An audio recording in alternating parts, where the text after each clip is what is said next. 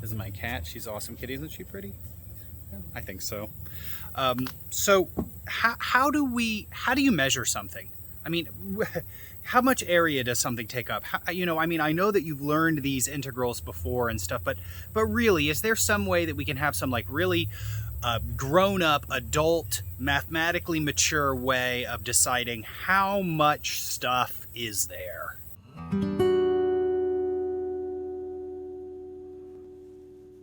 Suppose you have some region in the XY plane and that region has variable density. And I'm going to call the density delta of XY. Just to be clear about the use of this letter delta, this is not like the epsilon delta definition of the limit. The word density starts with the letter D, but I can't use D of XY because then, that we're going to be doing integrals. So then would I have like a dx or a dy at the end of that? It's all confusing. So I just need some other letter that's like D for density, but isn't D. So we use delta. And what you want to know is, what's the mass of the plate? How can we measure how much mass is inside this region? So what we're going to do is we're going to chop this region up into a bunch of rectangles similar to Riemann sums. So let me do my best to draw that picture. Okay, so what I did was I did my best to draw a bunch of rectangles that fit inside the region. You can actually see when I separate the rectangles that I've drawn from the region, it's actually a pretty good approximation here. I think I did a pretty good job fitting as many rectangles as I could inside the region. So obviously the smaller rectangles that I use, the better the approximation is going to be. So this should be familiar to you from the idea of Riemann integration. So since I'm fitting as many rectangles as I can inside the region, we're going to call this the inner measure. Let me write down that definition. Okay, so I chopped my little peanut-shaped region up into a bunch of little areas, a bunch of little rectangles. And then the area of each of these rectangles is dA. So I've got a little dA right there. I've got a little dA right there. I've got a little dA right there. So I've got a bunch of little areas, a bunch of little rectangles inside my region. And then each one of those little rectangles has area dA. Okay, but the density isn't all the same. Some of the rectangles are heavier than other ones. So what I'm going to do is find the mass of each one of those little rectangles. So I'm assuming that this plate has like a very thin thickness. Maybe the thickness is just like 1 unit. So the mass of that little rectangle is just going to be the density multiplied by the volume of that little rectangle. But the volume of that little rectangle is just the area multiplied by 1 because the height is 1. So that means that the mass of each little rectangle is delta. Okay, so now I'm going to define the inner measure of this object. What you do is you add up all of the little masses of all of the little rectangles that fit inside the object. And look, what happens is every time I add another little rectangle inside that shape, that makes this sum bigger. The more rectangles that I can fit in, the better the estimate is. So the inner measure is the maximum of all of the sums of the little masses that fit inside the region. Okay, so the next thing I need to do is to define the outer measure in a very similar way. Okay, so for the outer measure, what I can do is draw one big rectangle that the whole region fits in, and then I can start taking rectangles off the corner. So let me do my best to kind of draw these rectangles that have been removed. I have now drawn a big rectangle around the whole figure, and then I started subtracting off rectangles from that big area. You can see actually if I move it away, right, I am kind of left, you can see that little like peanut shape that's left over there. So that's how we build the outer measure. You fit the whole thing inside a rectangle, and then you start subtracting off rectangles that are around it. Each time that you take off another rectangle, this thing is going to get smaller. So the outer measure is going to be the minimum of all of these things. We've done it. Congratulations. You've made it through the introduction to measure theory. So we have these two competing ideas, all the rectangles that you can fit inside it, and then all the rectangles that you can take away from being outside it. And then we say that a region is measurable when the outer measure is equal to the inner measure. All right, so that's what it means for us to be able to measure a region, and here is how we approximate the value. Now, it seems like, why do we need these two things, right? Under what you need to make an assumption about a region being measurable? And the answer is yes. You absolutely do. The underlying assumption between all of the theories that we're going to do next is that we are talking about measurable regions. And the reason that we have to make that assumption is because of this really fantastic result in math called the Banach-Tarski paradox. It's really fun. If you haven't heard of this thing before, you're in for a treat. Basically, what they do is they take a sphere, and the sphere has volume 1, and they very cleverly separate the sphere so that each of the pieces gets broken up into a bunch of little pieces, and then they reassemble it together. And when they do that, they reassemble it into two spheres, each of which has volume 1. So they've really done it. They've really taken $1 and they've chopped it up into a bunch of little pieces, and they've reassembled it into $2. Okay? How? That is the reason it's called a paradox, is because that sounds really impossible, and it is impossible. The thing that they do is the two regions that they break it up into are not measurable regions. So what they've really done is they've kind of found a very clever way of saying that 1 is equal to infinity minus infinity, which is equal to 2. Okay, so why do we have to have this definition, and why are we always going to be assuming that our regions are measurable in order to be able to use the theorem that we're talking about? Because otherwise 1 is equal to 2. $1 is the same as $2. So so this is, in a very simple form, we are basically, this assumption is kind of a way of avoiding dividing by 0. So here it is for a region in 2 dimensions. We call those regions R2 for 2-dimensional space. And I'm just going to draw the picture that goes along with region in 3 dimensions. Okay, so it really isn't very much of an extension. Once you have this concept of measure, that's really what's beautiful about this, is it's really easy to bump the dimension up of these things, unlike Riemann integration that required us going between two things. All we're doing is fitting little boxes inside of objects. So, you could do this in as many dimensions as you want. Also, quick little embarrassing note, I spelled outer wrong. It's just 1 T, O-U-T-E-R. I spelled it with 2 T's. I don't know, otter measure or something, I don't know. So basically it's the same setup. You take the solid, so I have a kind of 3D peanut shape here in R3, which is 3-dimensional space, and you chop it up into a bunch of little pieces, and now instead of dA, instead of a little area, we're going to have a little volume called dm. And then what you do is you just take the density and you multiply that by volume, and that gives you the mass. And then, you add up all the volumes of the boxes that fit inside it, or you take one big box and you take them all away. And that gives you an inner measure and an outer measure. And then we have the same definition of measurability in 3-dimensional space.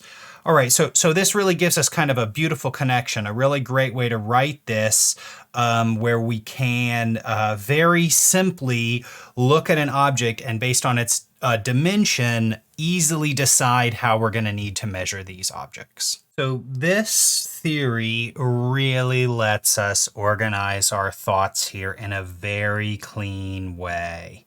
Okay, if you have a density function, then the number of integral symbols you draw is the dimension of the object. So if you have a 1-dimensional object and you want to measure its length, just to be clear, if you do the integral from a to b of 1 dx, you're going to get x evaluated from a to b, which is b minus a, which is the length of an interval, okay? So if you have a one-dimensional object, then you can measure its length if you integrate 1, and you can measure its mass if you integrate delta. If you have a two-dimensional object, then you can measure its area with this way. This double integral symbol means the measure of it. So you chop it up into a bunch of little rectangles and add up all those rectangles. And if you want to measure the mass of it, then you just integrate delta. And then in three-dimensional space, if you want to find out how much volume it takes up, you just integrate 1. And if you want to find out the mass of it, then you just do this kind of triple integral of delta. And I put down a few really interesting kind of food for thought ideas that aren't really on the Calc 3 level like the rest of this content, but it's just a really good idea to have these seeds planted in your brain. So one of them is, what kind of object could be unmeasurable? How could you make an unmeasurable object? A kind of object where you can always fit rectangles inside it if you wanted to, and yet if you wanted to, you could always sort of shrink down the pieces that go on the outside of it. And then the other thing is that all of these objects, look, I mean, I have a number of integrals and a dimension that always matches. So is there a way that I could make sense of this where I would be allowed to have a fraction right here? Like, is there something above this that is like r to the 1/2? And what could that even mean, and how could we make sense of it? And the answer is really beautiful. If you haven't heard of these things before, this is the guy that came up with it. His name was Felix Hausdorff, and he was alive in Germany in the 1940s. So his personal story is a little bit tragic, but he's a fantastic mathematician and a really brilliant idea. And he wanted to answer that question. Could we make sense of this in some way if these objects are fractions? Okay. So, all of this is just sort of beautiful and it's well and good, and we can all just tie the theory up in a nice little bow. But we got a big problem here, buddy. Are we going to really do this? Is that how we're really going to calculate the mass of these things? Are we going to chop them up into a bunch of little pieces and then kind of add up the pieces? That sounds like a nightmare. So, good news, not only does this theory put everything in a nice, neat little box, but there is also a super easy way to set these things up and just use regular old calculus to crank out the answers. So let me show you that now. Okay, so how do you get the answer to this? I mean, we chop it up into a bunch of little pieces. That's madness. So how do you actually work out the answer? So we have this result. It's called Fubini's theorem, and it is great. This is really everything that a calculus student would want it to be. So this is what the theorem says. If you're talking about a measurable object, then over here on the left-hand side, what I have is our measure theoretic definition. Remember, it's like chop things up into a bunch of little pieces. The mathematical name for that is a product measure, right? Because the way that you do the area of one of those little rectangles is you multiply the two dimensions together. So multiply, so that's why we call it the product measure. Okay, and then here's the good part. On the right-hand side of this is what we call an iterated integral. So it literally means just do one integral and then do the other integral. So it is really just that simple. Not only does Fubini's theorem tell us that you can just do one integral and then do the other one, but also it doesn't matter the order that you do them in. So you can choose if you want to do dx first and then dy, or you want to do dy first and then dx, then that's your choice. Either way, it's guaranteed to give you the same answer. So great.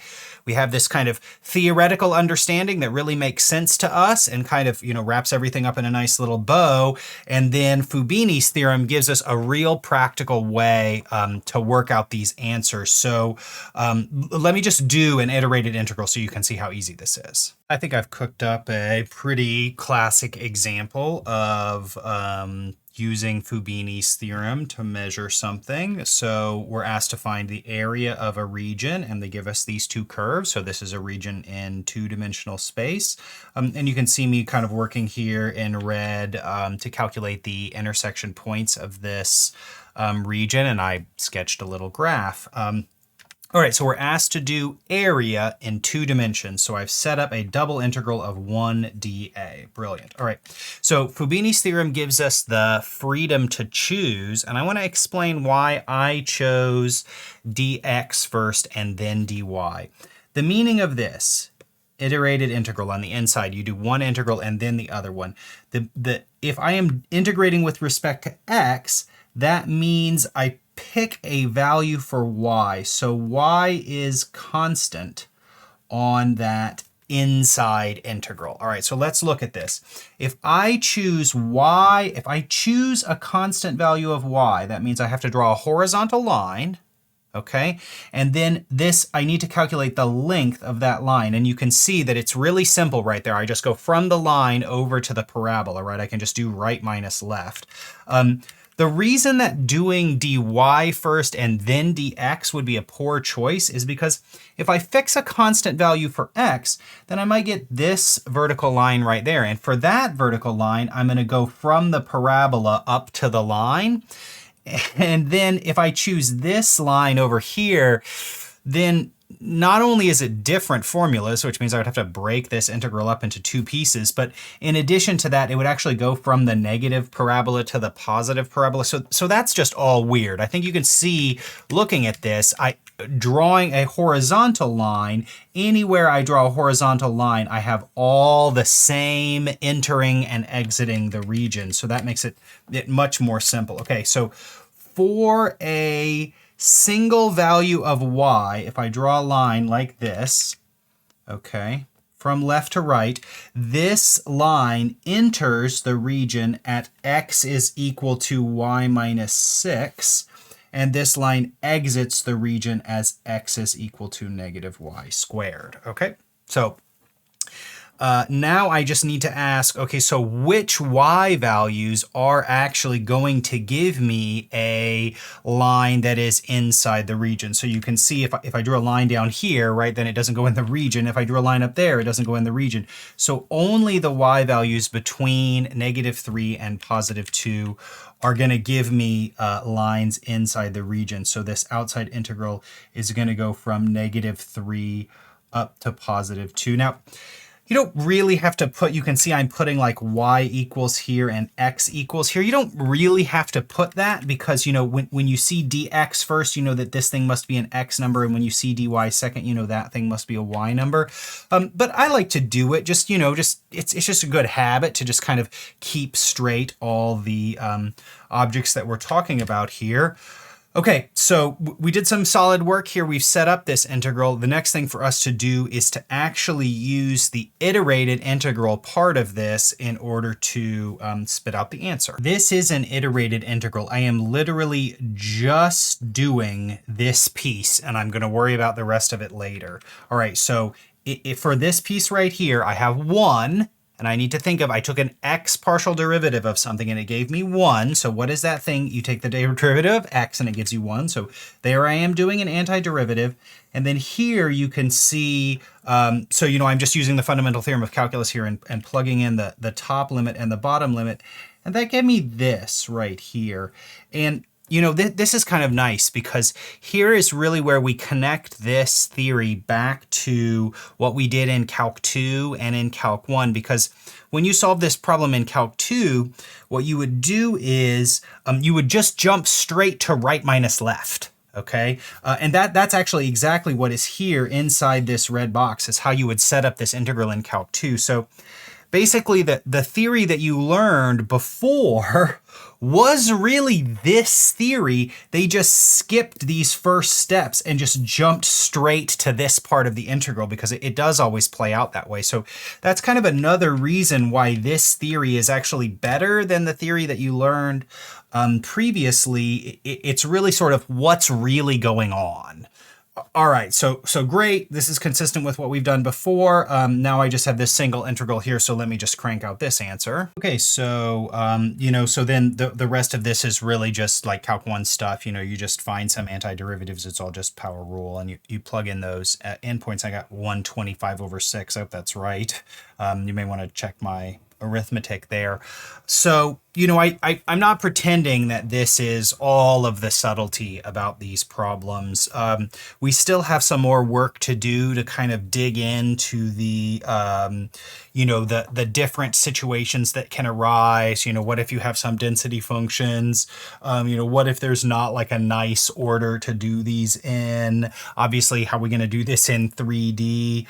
But hopefully you're starting to feel better about these double integral, triple integral expressions. Then you start to see they're really nice. It really is friendly in terms of just doing the work, like if you were on a test and cranking out the answer. So be on the lookout for the next video where I kind of dive into some of the different issues that can arise if you're solving problems about measuring objects in higher dimensions.